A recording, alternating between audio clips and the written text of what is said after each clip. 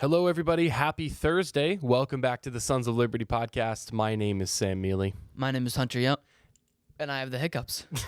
Today, we are talking about the border crisis. Part 2, how is it affecting the homeland?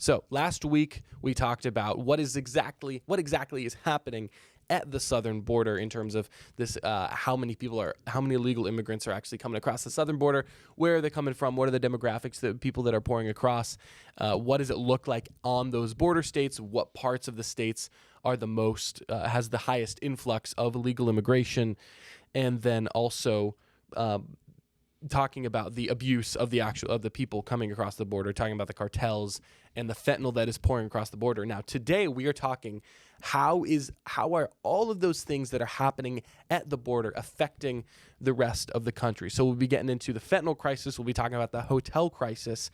How is it affecting sanctuary states that see it as their moral obligation to take in all of these illegal immigrants because, quote, no person is illegal and they don't think crime is an issue or whatever. Places like Massachusetts, where we are, New York City, California, all these sanctuary states. So that's what we're going to be getting into. First of all, we're going to break down the fentanyl crisis. Hunter, you want to do that for us? Yes, so basically, we all have heard the stories on the news. We've heard the statistics. We've heard everything. But I don't think we really know just how bad it is. And I found a statistic here that fentanyl overdose is the leading cause of death for people in America aged 18 to 45.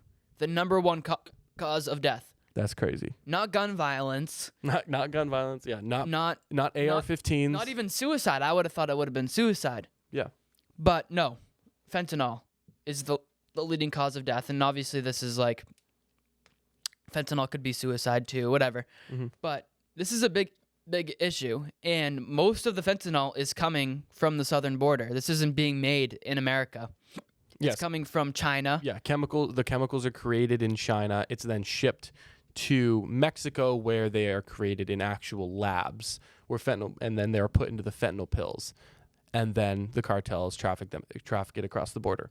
And often they attach it to women and children to try to just get it across the border, and then just go find the person that they're the contact in America. A person who's immigrated illegally prior to them, go find that person, then they'll get the drugs, and then they'll start dealing it out. And I was reading too that the stuff that China is making is pure. They're cooking up that Walter White stuff over there in China. It's like 90% accurate. It's like they've got their best cooks on it over there. And I read that it's 50 to 100 times more potent than morphine. That's insane. So this is no Tylenol that we're dealing with out here. So you've seen like the stories on the news of police officers who even just come into contact with a grain of sand size level of fentanyl, and boom, dead. It's ridiculous. Yeah. And I can't remember the exact number, but the amount of fentanyl that you actually need to ingest in order to die of an overdose is almost, it just feels like it's almost microscopic. It's like the amount on the tip of a needle. Like, it's insane. Yeah. How much, like, the amount of fentanyl that has been imported into America could kill every single American. That is how much fentanyl is in America, and more so. Like, because such a little amount can kill you. Yeah. It's crazy. Yeah. And it's so the actual numbers are 70,000 in 2021 and 75,000 in 2022, and we've already passed the 75,000 number. So what are you talking about? Deaths? Deaths, yeah. Yeah. So 70,000 deaths in 2021, 75 and 75K in 2022, and we've already passed 75K in 2023. Yeah, that's so almost 100,000. It's going up, and what do you know? America. The border is more open every day. I wonder if that's a coincidence or not. I don't think so. Yeah, well, I mean, Merrick Garland did go down to the border and close it up. Oh, I can't remember where I was hearing this, but Merrick Garland, no, I'm sorry, not Merrick Garland. Was it Mayorkas? Whoever is in charge of the border, I think it's Alejandro Mayorkas. Yeah. He went down to the border, and And Border Patrol pleaded with him to actually finish the wall, like, because he's like, sir, we need something. So because he had been pleading with Mayorkas to come down and see the crisis, he finally did, and Mayorkas agreed to build a little bit more of the wall. But he didn't use the materials that were already there because that was, quote, Trump's wall, because there was tens of millions of dollars in equipment, or not equipment, but in resources already at the wall to build more.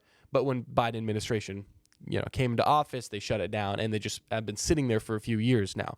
So Mayorkas, just for the political, look, just so it didn't look like, Biden builds Trump's wall. He just didn't want the bad headline. He imported new materials to then build the wall, and Trump's materials are still sitting there. Like, that's how petty it is. Yeah, it's ridiculous. The worst part is that these are people. You can look at the statistics, but they've done it, and it's crazy that these people just don't care. Yeah, it seems like planned annihilation. But you look at this too. You look at the numbers. Deaths from fentanyl in 2015 were 9,500 in 2015. In America? In America. Okay, in America. We're at 80,000 now. That's crazy. That's 8 times in a matter of 8 years. Yep. That is concerning. And even in 2019, it was 36,000 in 2019. So we've doubled in 3 years. That is absurd numbers that we're looking at, that we're dealing with here. And you couple that, there's so many different issues that Americans have. You don't need this fentanyl issue on top of it. We have hundreds of thousands of overdoses a year. You don't need fentanyl added to the equation. We have a mental health crisis in the United States, and this is just adding fuel to the fire because it's so easy to die. You have people that it's their first time taking pills. Boom. They overdose and they're dead. Yeah. So this is evil. This is Mexico knows it. They're profiting off of it. China knows it. China hates America. Why do you think they're sending fentanyl to Mexico? Why else would China do it other than their hatred for America? They know Mexico. They don't care about if Mexicans are dying. They want Americans dead because they know. In my theory, China wants America because China's, of course, like, they're infiltrating America from the inside. They have been doing so for the past 20 to 30 years, more 20 years or so. But they know they want our land. They don't want our people. Yeah. I think it's as simple as that. They I want don't us think dead. that's a conspiracy theory. Wars and infiltrations have been happening in governments for all of history. It's not a conspiracy theory. We in the West, we have this utopianist mindset. Like, everybody wants the good of everybody else, desires the best for their own people. It's not true. China is not a Western nation. They don't operate like a Western country. They don't abide by the law of nations. They're hedonistic. They live for themselves, and they want to destroy America because they want our resources. Like, the natural resources that we've been given by God is just insane. And the fact that we don't tap into it ourselves is a travesty. I mean, we were energy independent. We are no longer. I'm getting off track, but I'm just trying to posture China, like, get everybody to realize how big of a deal China actually is, and how big in our war, in trying to create a war with us. And how the border being open is giving China so much ground in this war. How do we know that they're not sending military-aged Chinese men across the border? How do we know that? I don't have statistics to back that up. I'm extrapolating a theory to its logical conclusion, but that's what happens when you don't know. Yeah. When you have no border, you don't know what's coming across. Yeah. The only reason we have numbers of apprehensions is because those are the people that were caught. I wonder how many more hundreds of thousands of people weren't caught and just walked across the border and just into America. Like, it's a long stretch of land. I guarantee you there are many, many people who got past Border Patrol and everybody. All these numbers we gave on part 1 on Monday, those are just the apprehensions. Right. And it's still millions. It's crazy. And you look at it in Massachusetts too, taking it back to a sanctuary state that says it's important that we allow eagles, illegal. If they were eagles, we would want them here. But illegal immigrants, it's important for us to be kind to them and to help them and to make sure that we can have a safe space for them. But Massachusetts hit a record this year, or in 2022, 2,357 overdose deaths in 2022. And it's doubled in the last 10 years. Again. And 90% of these overdoses are fentanyl involved. So in our own state, where we're from in Massachusetts, we're a sanctuary state, and we view it, the Maura Healey administration views it as the best thing to allow more illegal immigrants and to support the border crisis. They're supporting it by allowing it. Yeah. So all of these solutions are just BandAids on an underlying issue. It doesn't seem like, I'm going to repeat myself, but it feels like planned annihilation. Like it feels like going to hell in a handbasket. We're trying to make it as comfortable as possible for the most amount of people, but yet we're still plummeting down. We're still in a downward trajectory. Yeah. Like it just seems like we're trying to make the fall a little more cushioned. That's what it feels like. Nobody's solving this problem. I mean, Maura Healey just asked for a federal solution after months of giving free aid to these illegal immigrants coming to Massachusetts. It's by not enforcing the law. By not enforcing the law and deporting these people. Like, why not? Like, why can't a state take the law into its own hands when the federal government refuses to do its job? Why can't a coalition of states do that? They can. Why have these red states not done that? I mean, and people got mad at Ron DeSantis for sending migrants to Martha's Vineyard, which I thought was awesome, by the way. I'm in Cape Cod. All those migrants actually came to Cape Cod. They went to Martha's Vineyard, and then everybody in Martha's Vineyard who used to be woke were like, oh, we don't want these people here, and they sent them off to Cape Cod. Yeah, they don't actually care. I love it. Like, it's good, but why is it that Ron DeSantis gets demonized for that? He's just protecting his people. He didn't kidnap these people. They all signed consent forms before getting on the plane. But this is the issue when the federal government doesn't do their job. Yeah. Is you pin states against each other because each governor is logically going to look out for their own state because they should. Not only do they want to get reelected and they don't want to piss off the people in their own state, which I don't know how Maura Healey got 60 whatever percent of the vote. Vote her out. Come on, guys. Come on. It's ridiculous. Get her out of here. No more sanctuary state. This is stupid. But again, you're pinning states against each other, and you're playing this. You're causing this game all because the Biden administration won't enforce the laws that are already on the books. Yeah.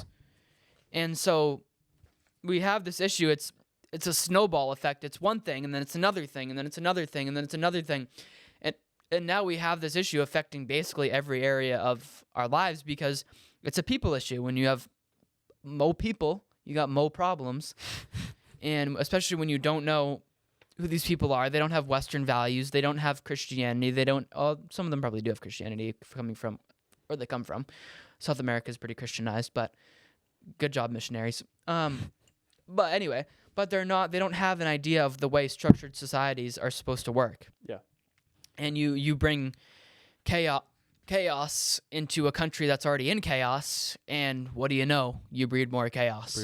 And the seizures at the Mexican-U.S. border have apparently increased. The fentanyl seizures have increased by 164%. Yeah.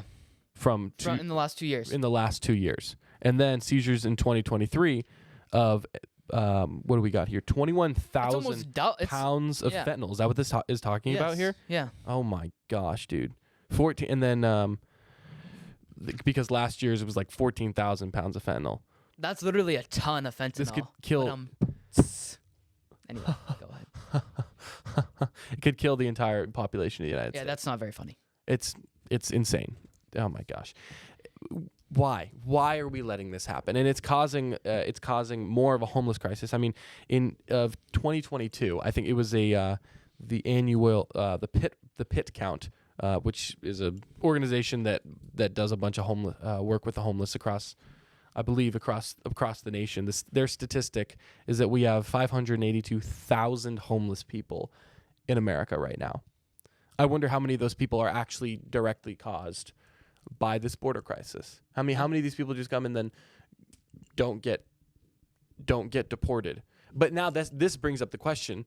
Well, if you're a Maura Healey supporter, or if you're, a sanctuary state, you say, well, we don't want these people to be homeless, so we have to give them shelter. What would you say to that? But because I don't think you're backed into a corner. I don't think it's an either or situation. I don't think you have to either house them or let them, defecate on the street and kill our people in the street because they're not assimilated into our culture. Like, I think there can be a third option. What do you think about that? How about send them home? How about that? Do you think the states can do that though? Yeah. Okay. All right. I'm down. I think a state has a responsibility when this is the lesser magistrate principle, if we want to get all nerdy and technical with it. But when the way the U.S. is set up is bottom-up government. It's not just one national government over all the states. Yeah. It's a union of many states. So when something goes wrong at the federal level, at the national level, we have ways to stop it. And this is John Calvin, the great theologian, according to Protestants. Some Protestants. But he had a doctrine called the lesser magistrate, and it's the principle that Jesus was the one who steps in between us and God, allowing us to have a proper relationship with God. In the same way, a governor of a state can step in and enforce the law that the national government is not enforcing to protect the people. Okay. So it's the same sort of flow of power. And the founders knew this. They studied Calvin and they studied these things because they knew that if power was centralized too much in one person, in one part of government, that it would be bound to fail in certain areas. So now when you have this, we'll bring it back to today, the federal government is failing to enforce the law that's already on the books. So lesser magistrate principle in this case would be the states take over that responsibility that the federal government has failed to do to protect the person that they're representing and enforce the actual laws that are already on the books. So at the end of the day, it's the people that rule. Right. Okay. So it's bottom up. It's bottom up because then that's the lower magistrate. The lower magistrate that steps in and takes the place of the person to represent them and say, no, this is wrong. This is illegal. You can't do these kinds of things. So I think applying that principle that our founders studied and knew, 100% the states should take it upon themselves and write a declaration to the federal government saying, you can say all you want about the legality and about the constitutional precedent, but you have disobeyed the law. So I have no other choice but to protect the residents of my state and go against what you may consider the law or what the courts may consider the law, because over and over again you have consistently rejected the people you represent. And I won't stand for that as a representative of the people. Do you think a state would be able to do that as by itself, or do you think there would need to be a coalition? I think they could. Of states? It would be more powerful if they did a coalition of states, because people would be able to see that it's not just. It wouldn't leave one person on an island. On an island, it would be harder to fight back against it. And I think. Yeah, I think if one state actually had the courage to do it, a bunch of other states would come along with it. Like if Florida it said that. Yeah. I think Texas might jump in eventually. Other red states around the country might jump in. I mean, maybe I don't know what other red states do you think would join? Maybe Louisiana, Arizona, the Carolinas. I don't think Arizona. You don't think they would? Well, Katie Hobbs is their governor. She sees it now. Maybe she would do it for the votes, but we'll see. But no, Texas. Well, Abbott's kind of soft, but he should. But I mean, he's coming along. It would be slow, but he's. I think it would be so powerful. How powerful? I mean, this would be a dividing issue, but rightfully so. Yeah, it should be. The truth divides those who don't believe in the truth from those who do, and it's important to have borders. Borders are very biblical. God, even heaven has borders. Oh, got him. There ain't open borders in heaven. Ain't no open border. Jesus is the way. Jesus is the green card to heaven. Jesus is the only legal entry port to heaven. Amen. We can talk about philosophy and everything, but this philosophy can directly apply to today, because we don't have. They say, "Oh, we have to wait for Trump to get back in," but you don't. No, we don't. Yeah. It's 80,000 people a year are dying. We don't have time. Yeah. Millions of people coming in. If you look at it from the Obama administration to the Trump administration, the influx of illegal immigration didn't change much until 2020. It actually went way up in 2019, then dropped in 2020 after Trump instituted Yeah, Title so 42. even Trump didn't do it right. Now, there's arguments. Oh, his bureaucracy wasn't letting him build the wall. That's totally What fair. if they're not letting him do it? But what if they're not letting him do it this time? What if he gets elected somehow, but then he's put in prison because he could be president from prison? There's no law against that. So theoretically speaking, so like the states have to step up and do it. But if we wait on a president to do it, if we wait on the federal government to fix this issue, as soon as another Democrat gets elected, it's going to go right back. It's going to revert. Like that's why all of these executive orders are just insane, because you've got Obama signs a bunch of executive orders, creates really bad laws. You got Trump that reverses some of the executive orders. We get good laws, and then you've got Biden reverses them. It's just like this ping pong going back and forth that nothing ever actually gets done. And everything changes too quickly because the federal government there's too much power consolidated in the federal government. States need to fulfill their roles, ignore the stupid case law that isn't actually constitutional, right, and do their job, protect their people. That's why we elected you. Yeah, and if you look at the 10th Amendment, the states have the right.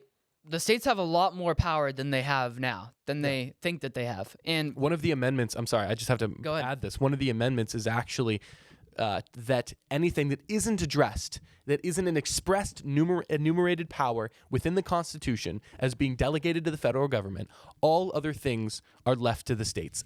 All other things are left to the states. The 10th Amendment, the powers not delegated to the United States by the Constitution, nor prohibited by it to the states, are reserved to the states respectively, or to the people. Right there.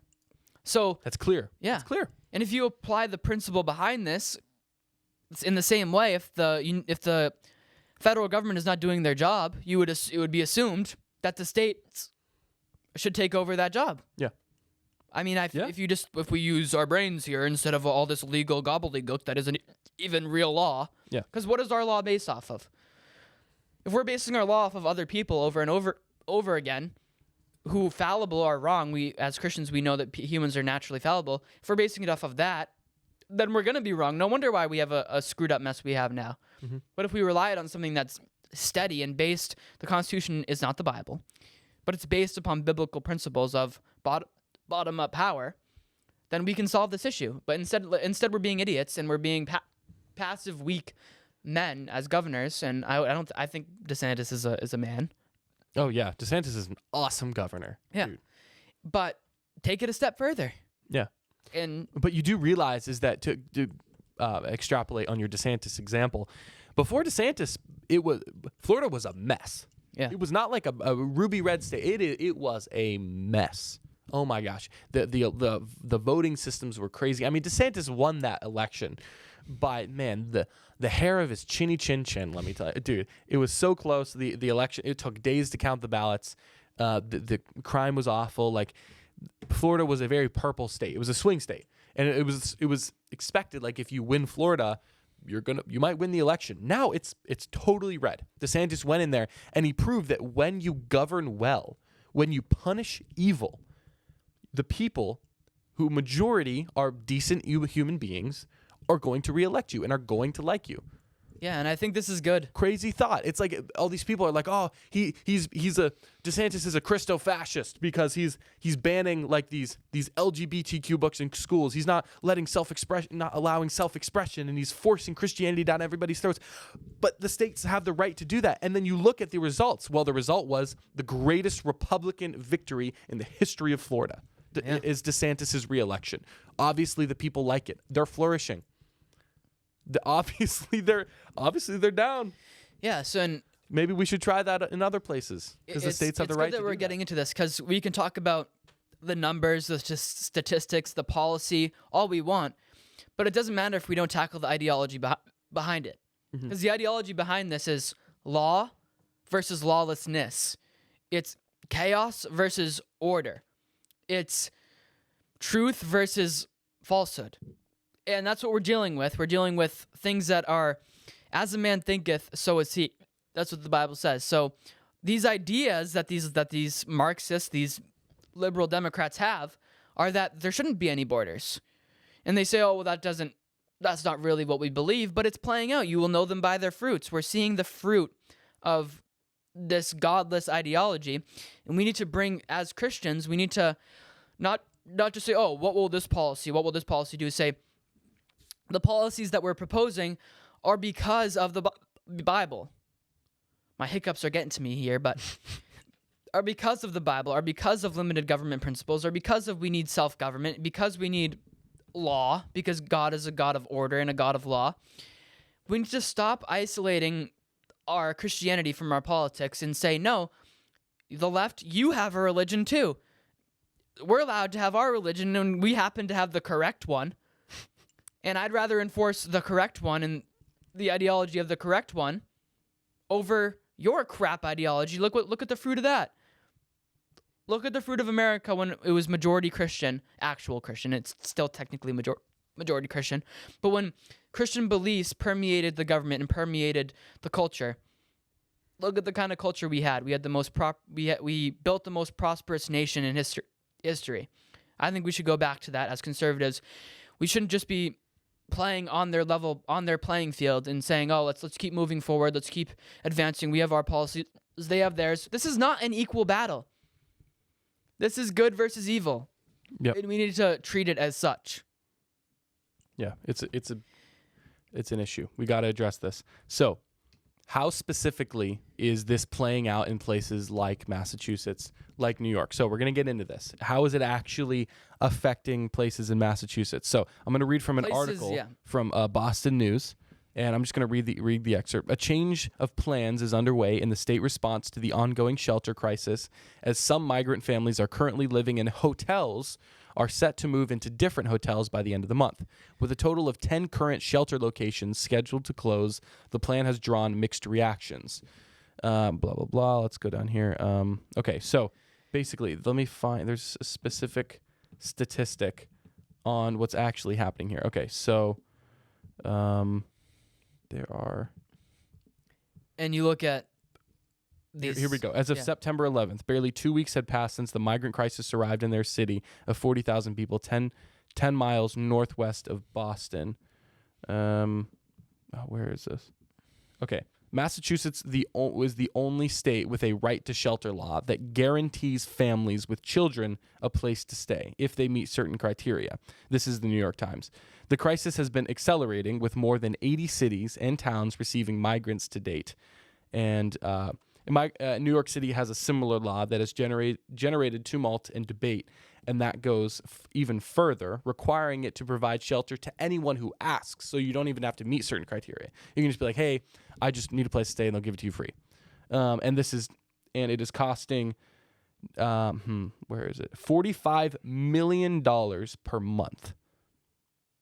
I believe this is talking about New York City. $45 million per month. Yep. Governor Healy declared a state of emergency on August 8th in a bid for federal help, they joined New York, Chicago, and Washington, D.C., which have taken similar steps. On August 31st, Healy authorized more than 200 National Guard members to assist the more than 2,500 families living in hotels, a step meant to address a shortage of social service agencies to help incoming migrants. So all of this, the state is also housing migrants on 2 college campuses and on a Cape Cod military base, which is 10 minutes from my house, actually. Literally, the Otis Air Force Base. The Otis Air Force Base, they're housing migrants on the Cape Cod military base. It has 2 welcome centers to process the So I can't even go in the military base without going with like a friend who's in the military, whose parents are in the military. I can only get on the military base if I as a citizen. But if you're a legal alien, you can get in the military base on a highly secure Air Force base. I wonder if any of those people are sent by foreign governments, and I wonder if they're doing any secret spy operations there. Oh, I don't know. We don't know. Gosh. We can't. Yeah, these are all people coming from the southern border. At one of the centers, actually in Quincy, which is south of Boston, most of the nurses and caseworkers are Haitian women. Haitian, my bad. are Haitian Americans who speak Haitian Creole, allowing them to quickly identify needs and brief families on the next steps. Okay. Every average of 10 families show up at this center every day, And in Boston and its suburbs on Cape Cod and through much of the less populous western half of the state, the rapid influx has stressed local service agencies and volunteer resources and heightened political tensions, even among the state's more liberal-leaning officials and residents. Many costs, like hotel fees and meals, are covered by the state, which also plans to reimburse local systems at a rate of $104 per student per day. $104 per student per day. What do you think the left's like? What is their goal? Massachusetts actually has. We have a surplus in our budget. We do. Like, we do. We have a boatload of money, and we're spending it on illegal. Guys, come on. Like, fix the roads, maybe. But why? Or the thing fix the infrastructure in Boston, trying to get in and out of Logan Airport. Like, it's like hell trying to drive in Boston. I can't tell you how many times I get lost in Boston, and I live like an hour from there, and yet we're spending our surplus on housing illegal immigrants and giving them $104 a day. But why I'm do not you saying think we shouldn't help these people. It's really on the church. The church needs to be stepping Amen. up and helping these people.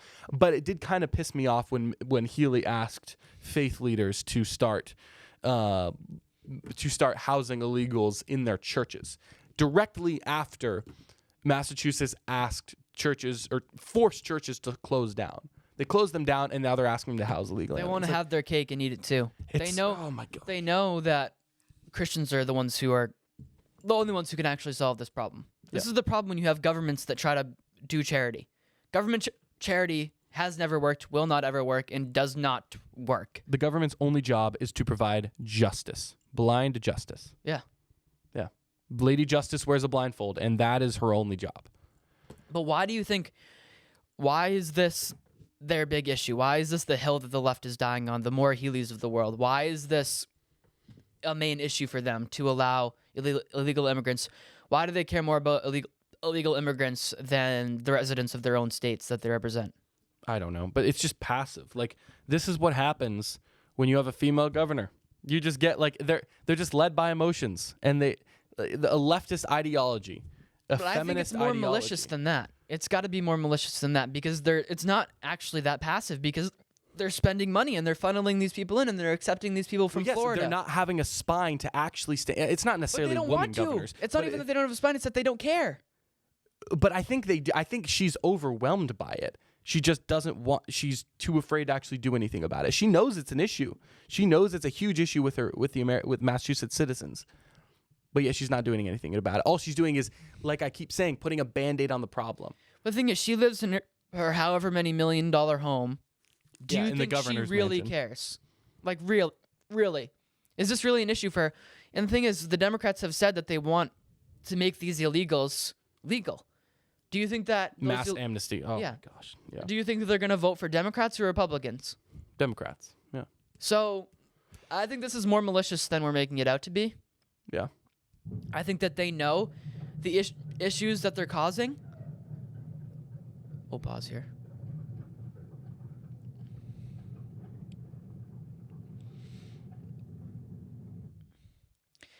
They know the issues that they're causing. They just don't care. And they know that it's going to benefit her in the long run because people are going to keep voting Democrat, or at least that's what they think. But this is why we have to stand so hard against this and call out this issue for what it is. Yeah. And this is the thing. It's costing Massachusetts $2.7 million a day. Over $1 billion a year is going to go towards this issue. That's our money. Yeah. They could be giving that back. How about they give it back? How about that? How about they give us our taxes money back? Yeah, it's ours. Give us our income tax money back. How about that? Our property tax money back. My gosh. So stop voting with your emotions and vote with your wallet and say, look at this money that could be mine that I could actually donate if I want to help illegal immigrants. It would be a lot better if I were to do it myself than have the government do it. Yep. So it's gross and it's malicious and it's evil what Maura Healey has allowed to happen in the state and what the New York City governor has allowed to happen in their state. And they're not innocent. They don't. This isn't just, we're overwhelmed. This is a planned demolition of our very fabric of society. Yeah, we're going to react to a video of Maura Healey, one of her officials, asking for help from the people of Massachusetts. Importantly, if you have an extra room or suite in your home, please consider hosting a family. Safe housing and shelter is our most pressing need. Become a sponsor family. You can contact the Brazilian Worker Center for more information on how you can step up if you're willing to have an additional family be part of your family. If you're a local official, a college president, a business owner, or a faith leader with an available building or space in your community, please work with us to offer it as a shelter site. Oh my gosh. Really? Really? I thought you guys all had it under control. I thought it was, no problem. Finally coming to the people. Yeah. We can't figure it out because our crap leftist ideology has left us destroyed and with nowhere else to turn but to our own people for more help. We pay your salaries. Can't you figure this out? I mean, like, why do we have to pick up the slack? We pay you to keep us safe. The entire idea of American government, of government in itself, is that we each, Thomas Paine talks about this in Common Sense, it's about we each give up a little bit of our freedom for the collective good so that the government can deal with the things that we don't have the time to deal with. And the thing is, why is the government, it's basically government forced charity because they're using our taxpayer dollars to support, it's charity, letting these people stay on this housing for free. It's charity. Yeah. And it's government enforced charity. How about if the people of Massachusetts want to support these people, let them. Yeah. If the churches want to, let them. What would you say to the Christians who are saying, Hunter, you're not being very charitable as a Christian to these illegal aliens, to these, well, they would say to these immigrants, but they're not actually immigrants, but you're not being very charitable to them. Like, aren't you supposed to represent Christ and to love everybody? I reacted to that video and I just absolutely hammered Maura Healey for asking the churches. And I got a bunch of people in the comment. I got someone in the hate comments telling me I don't represent Christ. I'm a fake Christian. Like, what do you say to these people who say that sort of thing? I would say I love these people enough to tell them to go home. How about that? You're here. You broke the law. It's not loving to allow someone to break the law and let them step on your face and step on your country and do these kinds of things. I want to help these people, but it's not the government's job. That's all we're saying. It's not the government's job to force me to be charitable to somebody. That's what you're getting is I'm less likely to want to help you if you're forcing it. Christ is about voluntary love. Love isn't love if it's forced. Christ doesn't force us to accept him. But you could say that they weren't forcing faith leaders to take on people. They were just asking. They were pleading with the people. They're not, but they're using our taxpayer dollars to fund these people's housing. Like I said before, it's already government-forced charity. Yeah. And they've said that they would do it. So if you're going to do it, then do it. Yeah. You can't play both sides of the aisle and say you want it to be private and you also want the government to pay for it. How about you give us the money back, let us figure it out if we want to. And the thing is, you give out of the cheerfulness of your heart. No one's commanded to give. No one's forced to tithe today. No one's forced. You should. We should be generous. I want to be generous and give love to these people. And if one of them came to my door hungry, asking for something, I would give it to them. Of course. If it was them individually asking me, but if the government's asking me to do it, I have no obligation to be the government's agent in giving out charity. Yep. It's a power flow issue, and I'm not gonna capitulate with those kinds of things. I want to do it out of the goodness of my heart, out of Christ in me. I want it to be Christ in me. I don't want it to be Caesar in me giving out charity. Mm-hmm. I love these people. I believe that the best thing for them is for them to hear the gospel and to have their souls in heaven for eternity. That's our number one goal as Christians. So I don't want Caesar, don't tell me how to run my Christian life. Okay? Because you don't even understand it. So don't tell me. Yeah, don't lecture me about morality when Maura Healey is for abortion. Like, I'm sorry, like you've lost all moral standing. Yeah. When you are for the slaughter of the unborn. Yeah. And our governor is married to a woman and Yeah. is defiling herself before the Lord, and that's supposed to represent the state is a false marriage and someone who wants babies to be slaughtered in the womb. Like, no, No. I'm sorry. Like, no, that's not okay. And I'm not And talking. you might say, "Oh, you're homophobic." I'm not homophobic. It's sin. Sin is sin, and we should hold our elected officials accountable when they sin. Yeah. I don't. Why? Now, there is an argument to that. Our representatives represent the culture, and yes, the culture have in a gay culture, Massachusetts is sick. The Massachusetts culture is evil. It's depraved, and we need a revival. But man, until we get there, we're gonna have situations like what happened in Hyannis, where we had veterans kicked out of low-income housing so that it could house illegal aliens. That is the moral state of our culture. That right there, the fruit of is the fruit of leftist ideology. Right. When you kick out veterans who fought for this nation to then use their low-income housing to house illegal aliens, that right there shows you the priorities. Right. And I do think there is some truth to what they're saying is, as the church, we have an obligation to do good to those who persecute you. So at the same time as I will not receive lectures from Maura Healey about how moral I should be, or from liberals who have caused this issue telling me how to run my life. But I will be radical in establishing justice and saying what justice looks like. And that's why we're doing what we're doing right now. And if someone came to me personally, and that would be, what good is it if I don't even know the person I'm giving charity to? If I'm just throwing money at the problem doesn't fix anything. And that's another thing that I didn't even get into, is the fact that, why is it always money? Why is it always money that's going to fix all the problems? If money was going to fix all the problems, Chicago would have the best schools in the world, and they don't. Yep. So that's the thing. Massachusetts would have the best state in the country because we have so much money. Yeah. And they're saying, oh, you're not being loving by not giving them money. And I'm like, why is that the standard for what is, because you worship money? I don't worship money. Sorry. I worship Christ. I worship the God of the universe. Money isn't my currency of love. My currency of love is Christ's love. What greater love has anyone than to lay down his life for his brother? If an illegal immigrant came to me and was being chased by I don't know what scenario I'm drawing up, but a grizzly bear, I don't know, there's not grizzly bears here, black bear, whatever, I would give up my life to save them. That's the command that I have. I don't have a command to solve every economic and political issue via money and be crapped on for not being charitable because I don't want to give my money to people who don't know how to use money properly. Shocker. That's another thing. How about I know how to use my money better than you do, Maura Healey? Boom. I'm not giving, that's unwise. Yeah. Be wise as serpents and innocent as doves. It's not wise to give your money to someone who doesn't know how to properly spend their money or budget properly or use a surplus properly.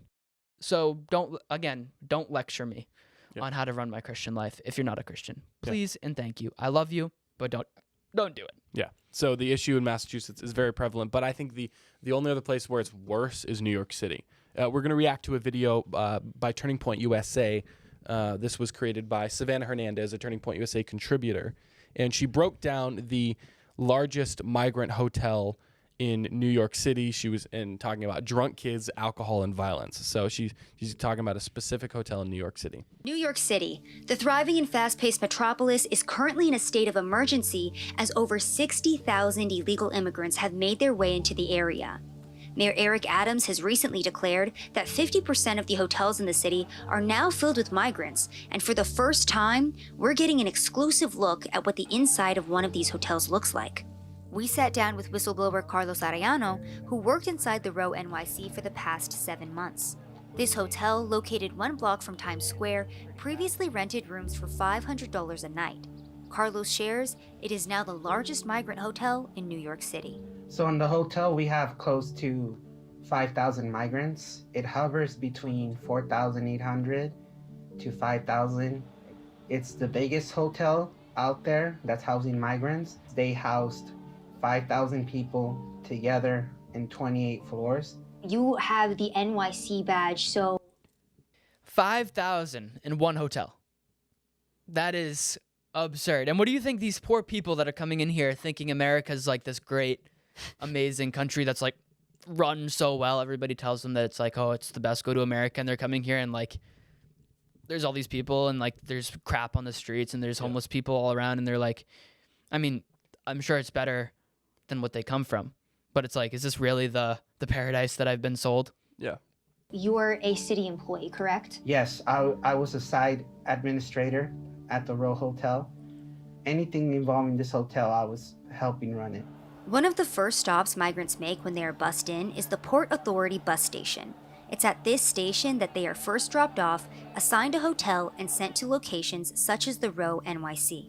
So when a migrant comes to the hotel, what does the process look like? They're taken to our intake center, which is, they just register their names, how many kids, and they give them rooms. With our medical team is where they determine if they need certain vaccinations, which are usually turned down by the migrants. They don't want them. But a lot of the times they will have some kind of sickness to them, and that's when they're Ubered out to hospitals that work with the migrant hotels. Everything ranging from doctor's visits to medication is paid for the migrants. I believe we have a document where car seats can also be provided for the migrants as well, correct? Yes, car seats, cribs for newborns. There's, I want to say, at least 2 to 3 babies a week being born at this hotel. On top of free medical care and transportation, Carlos also shares that the migrants receive laundry services, housekeeping, and 3 meals a day alongside their hotel rooms. Anything you can possibly think of, it's. This is like free college. They get like they have the schedule. They have like 3 meals. Come on, 3 meals a day. It's like this is literally socialism. This is like summer camp for illegal migrants. Yeah. Winter camp, I guess. It's winter right now. But like, what am I watching?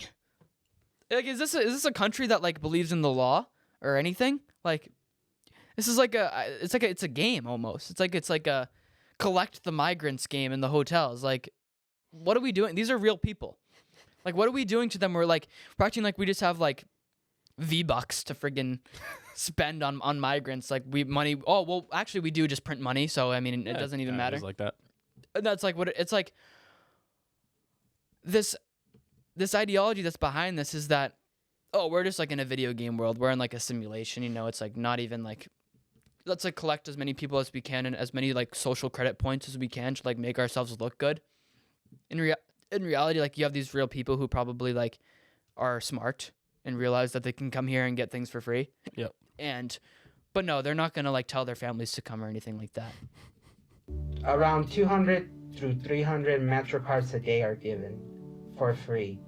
ID services, you know, ID NYC, they have IDs from the city of New York. And what can they do with those IDs? Well, a lot of people in this hotel are working with that ID. Aside from that, they're receiving, I've seen food stamps cards arrive, a lot of services that are provided to them just for having this ID.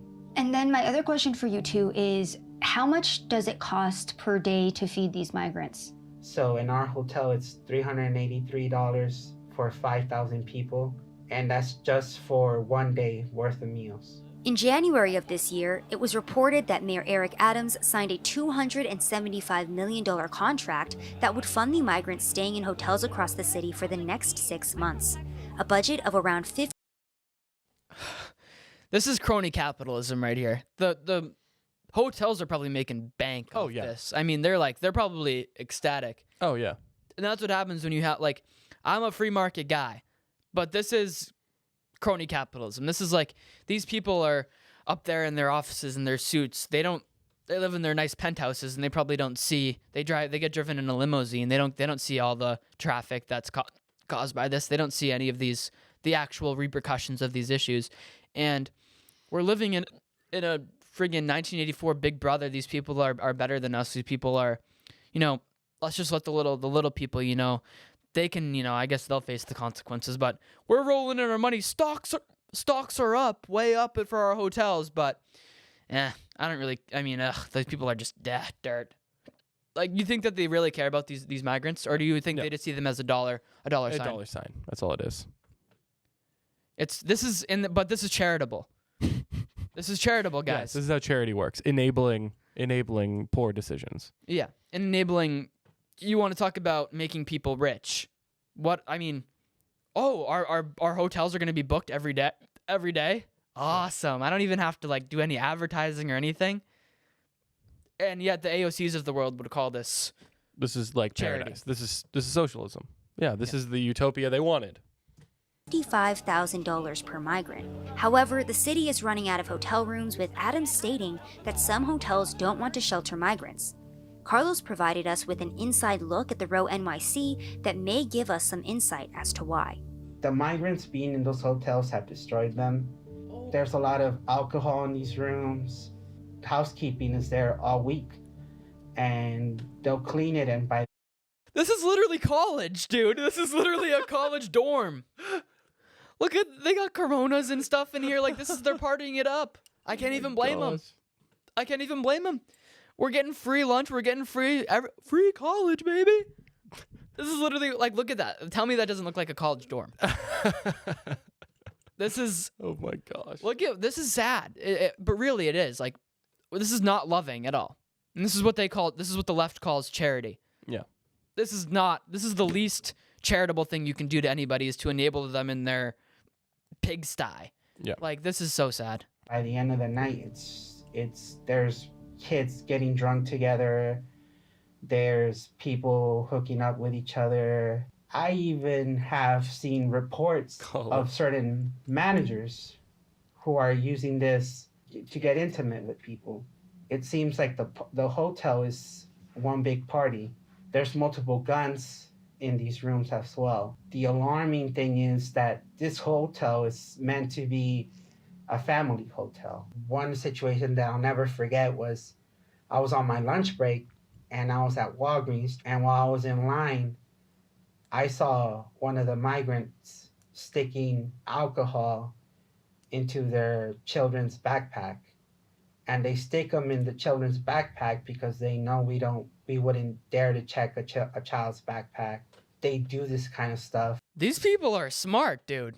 They know exactly what they can get away with. Or it's like a little child. You tell them that they can get away with something, and they'll do it. Yeah. I mean, I'm not comparing these people to children, but look at this. I mean, and this guy I don't know, this guy works for the hotel. I think he's like a city employee. This guy might get Epstein, dude. I don't know how he's allowed to like say all this stuff. I mean, I guess maybe they don't care that it's public. And they know too, stealing is also legal in New York City too, because, we shouldn't prosecute people who don't steal things over, like $1,000. It's not that big of a deal. So you think that they know that? They probably do. They know no one's gonna. This is what happens when you don't have law. All the time, whether it be drugs, whether it be alcohol, whether it be a gun, they stick it in the strollers, under the baby. During just our short time investigating the location outside of the hotel, we ourselves witnessed a migrant so drunk he could barely stand. But alcohol isn't the only issue at the Row NYC. Carlos shared incident reports and internal text messages detailing gunmen on the premises, children getting drunk, and migrants stealing from local businesses surrounding the hotel. You were actually showing me some text messages between a social worker about a drunk 10-year-old in this hotel. Can you talk to us about what happened there? Yeah, it was a drunk 10-year-old who was caught with a 14 and a 12-year-old, and all three of them were intoxicated. And when we looked them up in the system, the parents had checked out 2 days ago. So their parents just left them there? Yeah, the parents will leave the kids unattended in the hotel, and they think it's okay to leave. So it's college and it's daycare. I mean, this is so sad. Like, the government is enabling bad behavior. That's it. It's a college and a daycare. I love that. That's such a good way to put it. But it's like sad, and it's kids that are they don't know any better. And here, America, the city on the hill is allowing this to happen, because this is what happens when you prop up immorality and you prop up an immoral culture. This is the same thing that would happen if you gave kids free college, is they would do the same thing. And you actually did provide us with a couple of incident reports. Let's go ahead and go over some of them, specifically the incident report where you have gunmen walking around the hotel. Talk to me about that situation. We heard a security guard start yelling, there's a gun on site, there's a gun on site. It was probably an upset person that we had kicked out of the hotel, and it sent the whole hotel into a panic. And this is an everyday thing. I myself have been assaulted. I've seen other people get assaulted. I've had threats saying, we'll be waiting for you guys outside. There's been times where staff has had to be, escorted to their cars, to their trains. Because the migrants are threatening them. Yeah. And why is that happening? Because they want to get away with doing whatever the hell they want to do inside the hotels. There's one incident. It was my very first week working in this hotel, and it was a husband who was beating up his wife. It was my job and others' jobs to separate them. The brother of the husband shows up and starts telling the wife, why would you report him? Now they're going to kick him out of the hotel and deport him out of the country, which didn't happen. And then the brother rushes in and I think they should do that. they probably should do That guy was on to something. Like, even these people are like, oh, they have law and order in America, you did a bad thing, they're gonna deport you. And then they didn't, and he's like, oh, well, I guess I can keep brutalizing my wife. Thanks, America, for not administering justice. That was such a ridiculous statement. That's in a nutshell. Oh, they're gonna deport you. You beat your wife. Nah, Go for it. it's fine. We beat our wives too. That's America. Boo Fugazi. I don't care. Fugazi. Yes, we don't care. What a culture. the brother rushes in and hits the wife on the face as well. And as the hotel staff, what were you guys able to do with these two? The solution always is, oh, they're intoxicated, send them to the hospital to sober up, and then they come right back into the hotel. It's either the hospital or it's either send them to Port Authority and let the husband who's intoxicated get another hotel paid by the taxpayers of New York.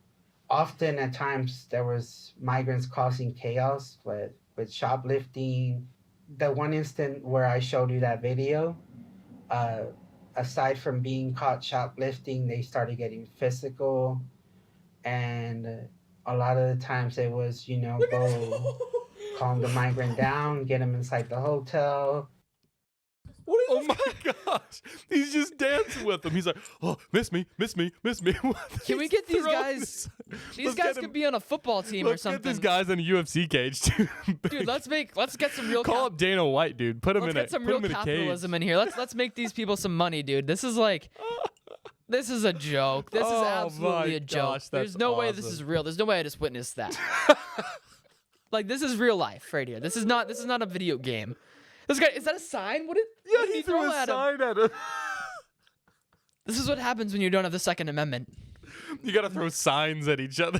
Oh my gosh. And then they go back and put them in timeout, separate them. And then they go right back. And this is like, these people are living like... That guy was definitely intoxicated, by the way. There's no way, unless you're insane, there's no way you just do that. But that was hilarious. Could we just get like a full live stream of this like all day and just react? Oh my god! I mean, it's hilarious, but it's sad. Like, it's like, this is what we're allowing in America. Yeah, like, you have this to mock stupidity. That's what you have to do. Yeah. We also spoke to the manager of the store right next to Row, who shared how the migrants have been affecting businesses in the area. So there was previously tourists staying in this hotel, and now it's migrants, so you're not having the same amount of business coming through this area. No, same. It is totally down, less than 50% the down. So I'm not against, I told you I'm not against them, but I don't like to our business area. Take them another area, be side of city or another place, not the middle of the city. We are facing, but we are the business, with not only my store, all area business is down for this one. All of Only it. this area, 8th Avenue, 3-4 area, their business. You can ask any people, they'll say no, business is down here. On top of the violence, guns, and drug and alcohol abuse, Carlos shares that the infrastructure of the hotel is also starting to crumble. this hotel is pretty much collapsing. One thing that I saw was the maintenance requests. And in these maintenance requests, it ranged from mold in the ceilings to mold in the walls to power outages in 10 rooms in one floor. The electrical infrastructure in this hotel is fried. We have everything from power outages to fires going off. The lobby ceiling, we've had that fall, and it's been flat out said by every agency in that hotel that they're just waiting for it to collapse. But the city does not want to start the process of getting them out because it's 5,000 people. So it's either going to start a riot, or during the riot, it's going to collapse the hotel because they don't want to leave the hotel. They love the location. Who wouldn't love, living free next to Times Square? A lot of the migrants told me they could see the ball drop from their window. The media has been reporting that one of the main reasons that migrants are overwhelming progressive cities is due to Republican governors such as Texas Governor Greg Abbott busing migrants into these cities. However, when asked if the migrants are happy to be in New York or if they even want to leave, this is what Carlos had to say. If they want to leave the city of New York, they're given a bus ticket, a train ticket, a plane ticket in that very moment. And who gives them that? The city of New York is paying for it, and we are giving them that. They get tired of New York. Everything. They're paying for plane tickets. They're paying for them to leave the state. Like, I understand if, we're paying for people to come here so then they can get jobs and work because we need the economy. They're paying for people to leave, to go help other states. Logical. Oh my gosh. I'm not that they're helping at all, but They're complete. This is controlled demolition right here. that's yes. That's what this is. Let's be honest. There's no way. Again, you have to be mentally ill at best or demonically possessed at worst. Yeah. And I don't know, they're somewhere in between that spectrum, but this is the self-serving, the worship of money, seeing a dollar sign. It's just all money. They don't The care. root of all evil is money. Yeah. And that's what they don't care The about love these. of money is the root They of don't all care evil. about these people. They said if you can they can take it or leave it. There'll be another migrant to replace you. They literally do not care about these people. And I hope that there's a revival somehow in that hotel. That's their only hope. That someone with a Bible walks in and says, "Hey, maybe this isn't life. Life isn't just drink and yourself to as much as you can live free. This is not freedom. Yeah. This is bondage. slavery in that hotel. Yeah. You're making people slaves. If you want to talk about an open air prison, like the Palestinians like to say, this is an open air. You have no control of your actions. You're acting and this is the thing that only the Christian worldview can actually bring it correct. Because if we were just Republicans and we were just, oh, look at these animals, they are acting like animals.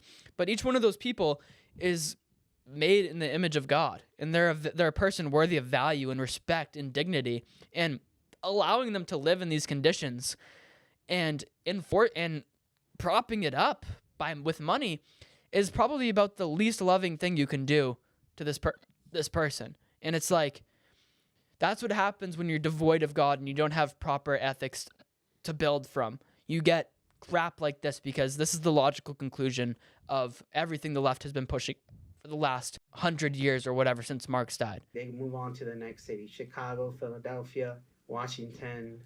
They're traveling around. Would you say that the majority of them want to stay in New York, or are they trying to go somewhere else? So they come to New York wanting to go somewhere else, but at the same time, they see everything that's being given to them and that they're right next to Times Square. So they decide to stay and they don't want to leave. And their mindset is that this hotel situations are never going to close. And the city does nothing to tell them, hey, eventually the money runs out. When the money runs out, these hotels will close. Carlos has worked in U.S. Immigration Services for the past 5 years. That's the thing, too. What's going to happen to these people when they run out of money? You're going to have riots. That's 5,000 people. That's not an insignificant... If those 5,000 people started going crazy, and this is one hotel. Yep. you take them off. Like, it's like you're giving someone heroin over and over again, and you take them off. They're gonna punch you in the throat. Yeah. Like, they're gonna bite the hand that feeds them because they're not feeding them anymore. Like, that's what you're gonna get. This is like this is no small 300-person little motel. This is a 5,000 people. Like, that's one hotel in New York City, and they're in for a rude awakening out there, and I think that they probably want it, and it's sad. And he's the same whistleblower who came forward last year when he was working for MVM Inc. and realized that migrant children were being handed off to unvetted adults throughout the U.S. He has also worked as a contractor under organizations such as Customs and Border Patrol and the Office of Refugee Resettlement. However, despite being in the industry for so long, he shares that this is one of the worst situations he's ever seen. I've never seen a situation as bad as this one, which is why I'm coming out. I'm not doing this anonymously anymore. I'm attaching my name, my face to this, because it's that bad. I've been doing this for 5 years, and in my 5 years, this has been the worst experience by far. The city of New York does not know what they're doing, and it's only going to get worse from here. Talk to the viewers as well about what coming forward with this type of story means for you. It's years of relationships, friendships that are going to be gone the minute this airs, but it's all worth it if I could do some kind of good, and that good is exposing how horrible the situation is in New York City regarding the migrants at the Row Hotel. The city of New York should be ashamed of themselves for what they did, and this was a terrible decision to make, was this hotel. For the most part, there's no pressure, no rush, no urgency of fixing the situation. It's just keep paying for their hotel rooms, keep paying for their food, and hoping the situation fixes itself, but it's not going to fix itself. When the day comes that they tell them either you have to move to a new location, this site is going to close, the migrants are not going to understand. Can we give this guy a round of applause? I mean, this is like, that's a man right there. him. He might not look like the most manly person you've ever seen in your life, but That takes a lot of guts. yeah, you're giving it. He said, I'm giving up relationships. I'm giving up, who knows what I'm giving up, but this is bigger than me. Yep. And you look at this and you say, someone has to go in there and clean this up. When you let things get this bad, you got to send the police in there. New Yorkers have to actually vote these stupid leftist Democrats out of office and vote in people who are actually going to solve this issue. Yeah. You didn't have this. Well, Rudy Giuliani was mayor of New York. He increased the police by so much that it brought crime down like a ton. Big surprise. Big surprise. When you punish crimes, less people commit crimes. Oh my God. Really? So That's not what my psychology professor told me. Yeah, lives in that little academic bubble there. So these are the effects on the homeland. We've talked about the fentanyl issue. We've talked about the issue of homelessness. I mean, we didn't even really get into the sex trafficking issue. There aren't a lot of statistics tying sex trafficking to the southern border crisis, but I mean, we talked about it on Monday. There was like over 70,000 unaccompanied minors that went across the border, and then they're sent off to different sponsors. Even these hotels all across the nation, Even and then these there are hotels. unaccompanied minors in these hotels. Yeah, and this guy is exposing the fact that they're being sent all around the country, likely for sex work. The sex slavery issue cannot be overlooked, and it needs to continue to be talked about. But we discussed the issues of Massachusetts, and we just reacted to that video of New York. So the effects in the homeland are disastrous. And it's up to people who love America and love the Constitution and love what America was founded upon, the biblical principles that it was founded upon. It's up to those people to actually enact fulfill the lesser magistrate principle, to live that principle out, and to hold their not federal officials accountable. Sure, do that every 2, 6, 4 years, whatever, but focus on the states. Get local. Get into the states' issues, because those laws are going to affect you day to day. Figure that out. That is everyone's call to This is why action. you can't vote every 4 years. You have to be. This is a local issue. This And you is got a to be New voting York with your City money every issue. single day. You got to be voting with your money. Vote for businesses who aren't going to go to hotels who don't accept, like who don't accept these essentially bribes from the government. It's like, oh, do you want to line your pockets? Well, we're going to give you this insane government contract so we can house illegal aliens in there. Like, no, support those hotels that said no, we're not doing that. Yeah. Support those hotels. Like, vote with every day with your wallet, and then vote every 2 years, every 4 years, every 6 years. Senators, representatives, your president, your governor, everybody. You got to vote in those people who are going to fight for you and wear a blindfold when they administer justice, because that is the job of our elected officials. And this is why if you're a Christian, you can't let these leftists tell you that you're a fascist for wanting to legislate your morality or for wanting to, like, this is a moral issue right here. And this is at a local level. You can say it's immoral to let these people live in this hotel like this. It's a moral issue at its core. And you can't let leftists tell you that you're the crazy one for believing in a sky daddy and your crazy religious beliefs. Like, no. Look at, this is the fruit of their beliefs. We need to say Atheist, hedonistic secularism. yeah, we're not the crazy ones. We can say that this is wrong. Yeah. We can say that this is not loving. But atheism and agnosticism and any other belief that doesn't recognize the creator can't say that this is wrong. They have no grounds to even, well, why not just eat, drink, and be merry? They have no ability to say this is wrong. And we as Christians, again, need to stand up and say, no, Christ's government brings the solution to this problem. It might not be the solution that is going to make everybody happy, but it's the best solution. And those are the solutions that Christ brings and offers to everybody. Yeah. It doesn't make me happy to not be able to do all the things that I want all the time, but it's what's best for me. And it's what brings me the most long-term fulfillment in my life, because I know that there's a God. My actions affect other people, and that me doing whatever I want is not conducive to the human flourishing of everybody else. Mm-hmm. And that's why every other view is false, and Christians are not crazy for believing that there is a truth. Yeah. Defend the homeland, everybody. Guys, thank you so much for tuning into this episode of the Sons of Liberty podcast. At the end of the day, Christ is king. He is on the throne, and he will win. Amen. My name is Sam Mealy. My name is Hunter Young. And we are the Sons of Liberty.